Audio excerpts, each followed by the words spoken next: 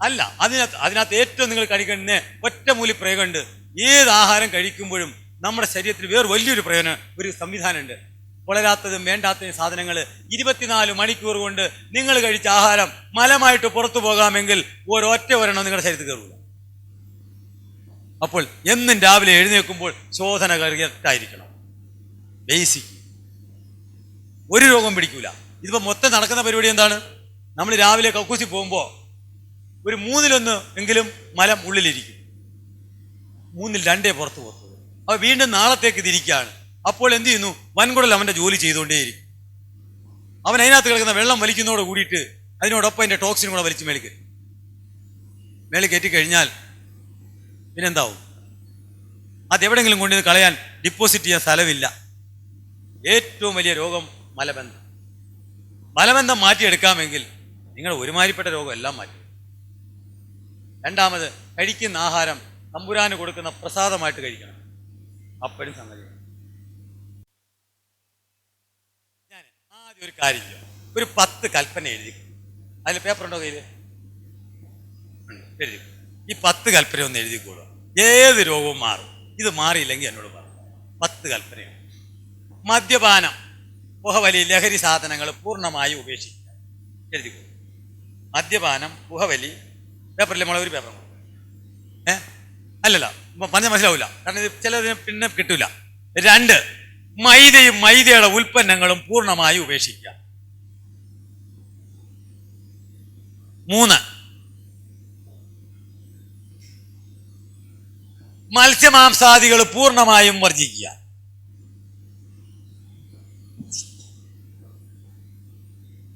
4, കല്യാണം, പാർട്ടി ഇങ്ങനെയുള്ള സ്ഥലങ്ങളിൽ പോയി ഊണുണ്ണാതിരിക്കുക. കല്യാണം, പാർട്ടി, അവിടെ പോയി ഭക്ഷണം കഴിക്കും.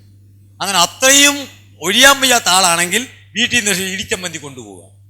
ഇത്തിരി ചോറിനകത്ത് നമ്മുടെ പോക്കറ്റിൽ വെച്ച് സാധനം എടുത്തിടുക, അവിടെ തിന്നേച്ച് എഴുന്നേറ്റ് പോവുക. മനസ്സിലായല്ലോ? കല്യാണം, പാർട്ടി ഇങ്ങനെയുള്ള സാധനങ്ങളിൽ പോയി ആഹാരം കഴിക്കാതെ. എന്താ പറയുന്നറിയോ? ഇതൊക്കെ ഇട്ടാണ് ഉണ്ടാക്കുന്നത്. അജിനോമോട്ടോയും ഈ കളറും ടേസ്റ്റ്. നിങ്ങളൊന്ന് കാര്യം ചോദിച്ചാൽ ചിരിക്കുന്നവരെല്ലാവരും ഒരു കല്യാണ വീട്ടിൽ പോയിട്ട് നിങ്ങൾ ഉണ്ടേച്ച് വീട്ടിൽ ചെന്നാൽ തളർന്ന് കിടന്നുറങ്ങല്ലേ? ക്ഷീണം വെച്ച് കിടന്ന് കിടന്നു വാങ്ങുന്നോ? നേരം വെളുത്തെങ്കിൽ അല്ലേ നിങ്ങൾക്ക് ഒന്ന് എഴുന്നേക്കാൻ പറ്റുള്ളൂ. അപ്പൊ ഈ തിന്നതൊക്കെ എന്തിനു വേണ്ടിയിട്ടാ? തളരാൻ. ഇതൊക്കെ അങ്ങോട്ട് ചെന്നാൽ ഈ ശരീരത്തിനകത്ത് ഭയങ്കര പ്രശ്നങ്ങളാണ്. അതുകൊണ്ട് നമുക്ക് ഇത്രയേ ഉള്ളൂ. എന്ത് കല്യാണവും പാർട്ടിക്കൊന്നും പോകുന്നില്ല. 5, ഇപ്പൊ പോകല്ലെന്നല്ല പറഞ്ഞത്. അല്ല അല്ല അല്ല അതിന് ഉച്ച ചമ്മന്തി കൊണ്ട് പോക്കോളൂ. നീ നല്ല ചമ്മന്തി കൊണ്ടുപോകും. 4, 5, ഉപ്പ് കല്ലുപ്പാക്കുക. വീട്ടില് പൊടി ഉപ്പ് വേണ്ട, കല്ലുപ്പ് മതി. അയോഡിൻ ചേർന്ന അയോഡിൻ തിന്ന് എല്ലാത്തിനും തൈറോയിഡായി. അയോഡിൻ ഉപ്പ് തിന്ന് എല്ലാത്തിനും ഇപ്പം അയോഡിനാ. തൈറോയിഡാണോ? ഒന്ന് പറഞ്ഞു തന്നെ. എന്തിനാണ് ഇത് ഉണ്ടാക്കിയെന്നറിയോ? അയോഡിൻ ചേർന്ന ഉപ്പ് നമുക്ക് തന്നത് 25 വർഷത്തിന് മുമ്പിട്ട് നമ്മുടെ ബക്കറ്റും 150 രൂപയും മേടിച്ചുകൊണ്ട് പോകുന്നൊരു പരിപാടി അറിയാമായിരുന്നോ? അതിന് പകരം ഇറക്കിയതാണ് കല്ലുപ്പ്. എന്താ വെച്ചാൽ കുട്ടികളുണ്ടാവില്ല അയോഡിൻ ചേർന്ന ഉപ്പ് കഴിച്ചാൽ. അതിൻ്റെ ആധികാരികം വേണോ? ഇവിടെ ഇരിപ്പുണ്ട്, വെറുതെ പറയുന്നതല്ല. അതിൻ്റെ കോപ്പി എടുത്തോളൂ, അത് തരാം.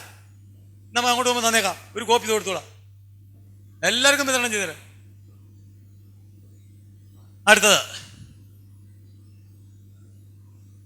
പഞ്ചസാരയും കല്ലും. അത് ഒരെണ്ണത്തിനകത്ത് കൂട്ടിയാൽ മതി. അലൂമിനിയം പാത്രത്തിനകത്ത് ആഹാരം വെപ്പ് നിർത്തുക. ബേസിക്കായിട്ട് ഉപ്പും പുളിയും നാരങ്ങായും ഒരു കാരണവശാലും അലൂമിനിയം പാത്രത്തിനകത്ത് കയറുന്നത്. അത് രാസപ്രവർത്തനം നടക്കും. കണ്ടോ? രോഗം വരുന്ന വഴികളാണ് ആദ്യം തടയേണ്ടത്. അടുത്തത് വെള്ളം പിടിച്ചു വെച്ച് മോളെ ഒരാഴ്ച കഴിഞ്ഞിട്ട് ആ വെള്ളം ഒന്ന് സൈഫൺ ചെയ്ത് കളയാം. അടിയിലൊരു വഴുവഴുപ്പ് കിടക്കുന്ന കാണാം. അതാണ് അലൂമിനിയം ക്ലോറൈഡ്. മനസ്സിലായോ? ഒരു കാരണവശാലും പ്ലാസ്റ്റിക് ബക്കറ്റിലല്ല, ഇതിനകത്താണ് ഏറ്റവും കൂടുതൽ. അത് അപൂർവമാണ്. അത് വെള്ളത്തിനകത്ത് വരുന്നത്. അതിന് പക്ഷേ ആ പ്ലാസ്റ്റിക് വെച്ചേക്കുന്നിടത്ത് നിങ്ങൾക്ക് വെയിലടിച്ചാലാണ് ഇത് കൂടുതലുണ്ടാവുന്നത്. ശ്രദ്ധിച്ച് നോക്കിക്കോളൂ.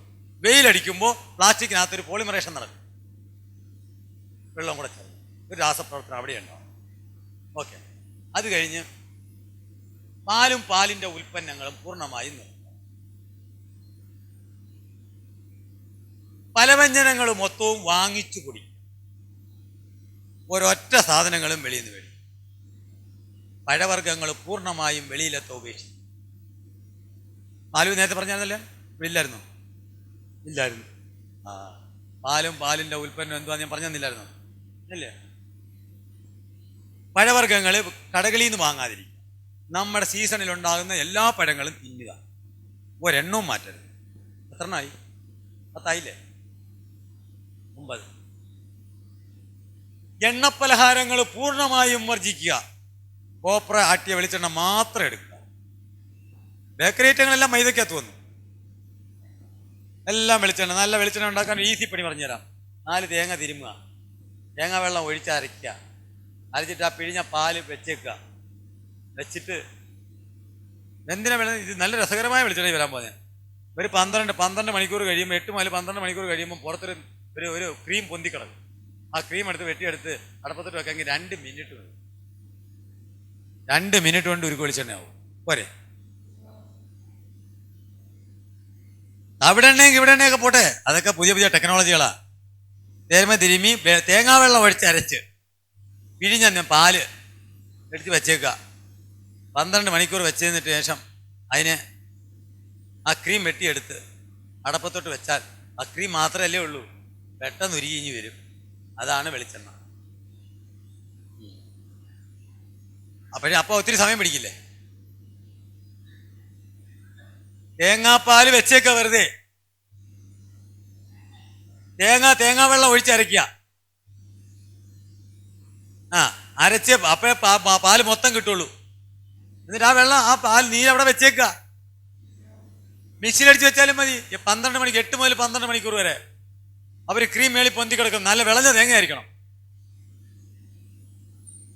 അപ്പൊ തന്നെ എങ്ങനെ? അല്ലല്ല, അപ്പൊ അടി കിടക്കുന്ന വെള്ളം കൂടെ പറ്റിക്കേണ്ടി വരും. ഇത് മുകളിലത്തെ മാത്രം എടുത്താൽ മതി. അടി കിടക്കുന്നതിനകത്ത് ഒരു കുപ്പിക്ക് 1 ലിറ്ററിന് 1.5 സ്പൂൺ പഞ്ചസാര ഇട്ട് വെക്കുക. ഇല്ലെങ്കിൽ വെച്ച് കഴിഞ്ഞാൽ 1 മാസം കഴിയുമ്പോൾ അത് വിനാഗിരിയായി.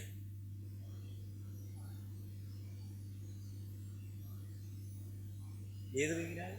അസിറ്റിക് ആസിഡ് ഒഴിക്കുന്നതിന് ഒരു കുഴപ്പമില്ല.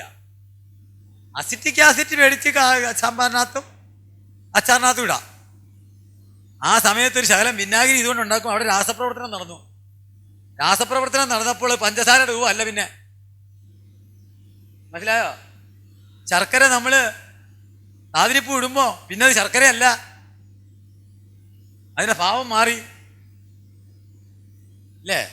തേങ്ങ അല്ലായിരുന്നു നമ്മൾ പൊടച്ചത്, എങ്ങനെ എണ്ണയായി മാറിയ? പിന്നെ എണ്ണയ്ക്ക് തേങ്ങയുടെ ഗുണമാണോ, രൂപമാണോ? അങ്ങനെയാണ് എൻ്റെ പോക്ക് പോകുന്നത്. അപ്പം വിനാഗിരി നമുക്ക് ഉണ്ടാക്കാം. വിനാഗിരി മരുന്നാണ്, അതുകൂടെ ഓർമ്മിച്ച് വെച്ചോണം. പഞ്ചാര ഇട്ടിട്ട് 30 ദിവസം വെച്ചേക്കണം. അതപ്പോൾ ഒരു കാര്യം കൂടെ ചെയ്തേക്കണം. അടച്ച് കോർക്ക് ചൊവ്വ അടയ്ക്കരുത്. Cork tight അടയ്ക്കരുത്, പൊട്ടിപ്പോവും. അതിൽ ഭേദം ഒന്നും വേണ്ടാന്നേ. തേങ്ങാ വെള്ളം എവിടെങ്കിലും കിട്ടുന്ന തേങ്ങാ വെള്ളത്തിനകത്ത് പഞ്ചസാര ഇടുന്നേ പെട്ടെന്ന് വിനാഗിരിയാവും. 21 ദിവസം മതി. 1.5 സ്പൂൺ പഞ്ചസാര ഇട്ട് 1 ലിറ്ററിന് 1.5 സ്പൂൺ പഞ്ചസാര പെട്ടെന്നാവും. 1.5 സ്പൂൺ പഞ്ചസാര എപ്പോഴും ലൂസ് ചെയ്ത് വെച്ചേക്കണം, ടൈറ്റായിട്ട് അടയ്ക്കരുത്. അപ്പം ഈ 10 കൽപ്പന ഉണ്ടെങ്കിൽ മാറാത്ത രോഗങ്ങളൊന്നുമില്ല. ഇത് കഴിഞ്ഞിട്ട് മതി ബാക്കി കാര്യം. ഇത് ചെയ്യാമെന്ന് ധൈര്യമുള്ളവർ മാത്രം എന്നോട് ക്വസ്റ്റ്യൻ ചോദിക്കുക.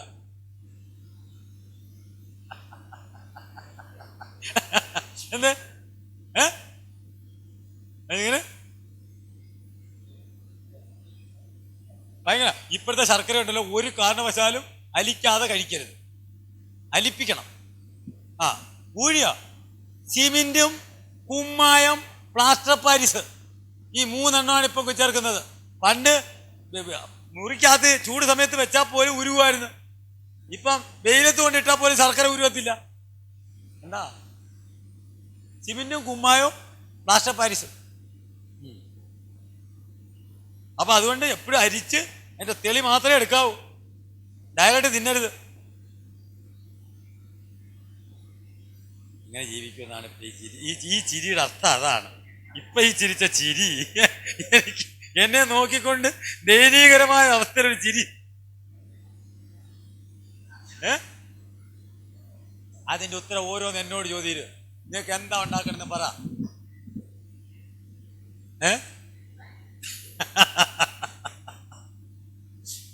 അല്ല, ഒരു കാര്യം, ഞാൻ അറിഞ്ഞ സത്യങ്ങൾ ഇത് കൊടുക്കുക എന്നുള്ളതാണ് എൻ്റെ.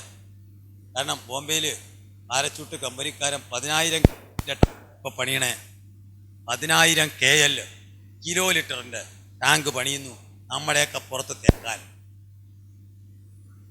അതൊക്കെ പോയി കാണ്. ഒരുത്തനും നിയന്ത്രിക്കാനില്ല. ആണ് ഇന്ത്യ ഭരിക്കുന്നത്. എവിടെയാ കാണേണ്ടത്? ഏത് സംവിധാനം ഇവിടെ? ആർക്ക് വേണ്ടി നമ്മൾ ജീവിക്കണേ? ആ ആ ആ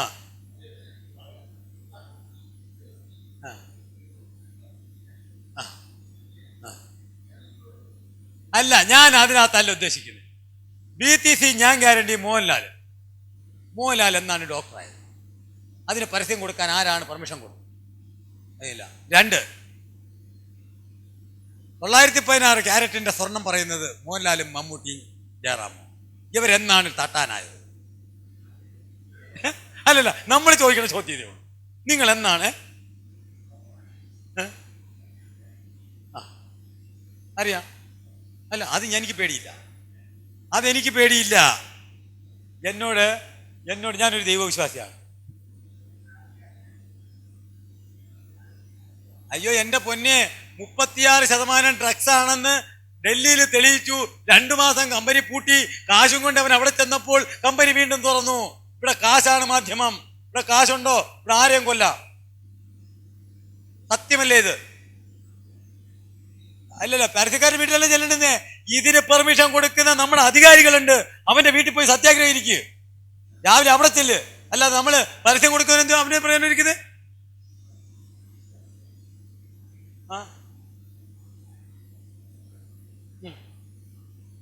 അതെ, മാറി വരും. പ്രകൃതിയിലേക്ക് തിരിച്ചു വാ. തനി പ്രകൃതിയിലേക്ക് വാ. ഒറ്റ വഴിയേ കണ്ണു മുമ്പിലുള്ളൂ. വേറൊരൊറ്റ വഴി നമ്മുടെ മുമ്പിലില്ല. തുറന്നു കിടപ്പുണ്ട് അധ്യായം. ഇറങ്ങി തിരിച്ച് പുരയിടത്തിലോട്ട് ഇറങ്ങി ഒരു 10 ചീര ചട്ടിയെങ്കിലും മേടിച്ച് വെക്കാൻ തുടങ്ങ്. സംഗതി മാറും. വെളിയിൽ നിന്ന് സാധനം മേടിക്കില്ല എന്ന് നിങ്ങളൊന്ന് ഉറച്ച തീരുമാനം എടുക്ക്. ഇവിടെ അന്നേരം ഞാൻ ആദ്യമേ ഒരു വാചകം പറഞ്ഞു, ഇവിടുത്തെ മൊത്തം റബ്ബറും വെട്ടും. അല്ലാതെ ആ പൈസ കൊണ്ട് നിങ്ങൾ അവിടെ പോവില്ല. അപ്പോൾ നമ്മൾ അധ്വാനിക്കാനായിട്ട് തുടങ്ങ്. അല്ലാതെ മാധ്യമക്കാരനെയും മറ്റവനെയും അല്ല പിടിക്കേണ്ടത്. അതായി അടിച്ചു പിടിച്ചേ. അവിടെ പ്രസക്തി അവിടെയാ. എല്ലാം ശരിയാവും. ഏത് ശരിയാവില്ല എന്ന് പറ. ഇവിടെ മാധ്യമക്കാരനെയൊക്കെ കൊണ്ട് വിട്. ഇവിടെ നമുക്കൊക്കെ പ്രസംഗിക്കാൻ ഇഷ്ടം പോലെ സാധനമുണ്ട്. പ്രസംഗികനെ ഇഷ്ടം പോലെ കിട്ടും. അധ്വാനിക്കാൻ ഒരുത്തിനും കിട്ടുന്നില്ല. എല്ലാം പ്രസംഗമാണ്. അത് മാത്രമേ ഇവിടെ നമുക്ക് പറ്റിയാടി. നിങ്ങൾ ഈ കാണുന്നത് അത് ജീവിതത്തിലോട്ടൊന്ന് പകർത്തി നോക്ക്. എന്ത് രസമാണെന്ന്. പണ്ട് നമ്മള് കരിമുള്ളു വരെ ചെത്തി, മടൽ വരെ വരഞ്ഞ് കൊത്തിയിട്ട് അതിന്റെ കുരു മാത്രം ചീന്തി ചവണി വരെ വെച്ച് അരിഞ്ഞ് ആവിച്ച് തിന്ന് അതിന്റെ പൂഞ്ഞെടുത്ത് തീയൽ വെച്ച് ചക്കക്കുരു ഇട്ട് ഇത്തിരി തേങ്ങയും ഉണക്കലിട്ട് അത് കഴിഞ്ഞിട്ട് അതിന്റെ ചക്കക്കുരു കൊണ്ട് ഒരു തോരൻ വെച്ച് അതിനകത്ത് പിച്ചണ്ടിയൊക്കെ തീരുന്ന സമയമാണെങ്കിൽ 2 പിച്ചണ്ടിയും കൂടെ അതിനകത്ത് അരിഞ്ഞ് പൊളന്നിട്ട് ഇട്ടിട്ട് തോരനും വെച്ചു. പാട കൊണ്ടൊരു അവിയല്. ചക്ക കൊണ്ട് ഇല്ലാത്ത കളികളൊന്നും ഇല്ലായിരുന്നു. പക്ഷെ അന്നൊരു ഗുണം ഉണ്ടായിരുന്നു. കൈ കാശില്ലായിരുന്നു, ദാരിദ്ര്യം ഉണ്ടായിരുന്നു. അതായിരുന്നു നമ്മളെ ഇത് വെടിക്കെട്ട്. അതായിരുന്നു അന്ന്. രോഗമില്ലായിരുന്നു. അപ്പൊ തീറ്റ കുറച്ചാ എന്തുണ്ടാവാം?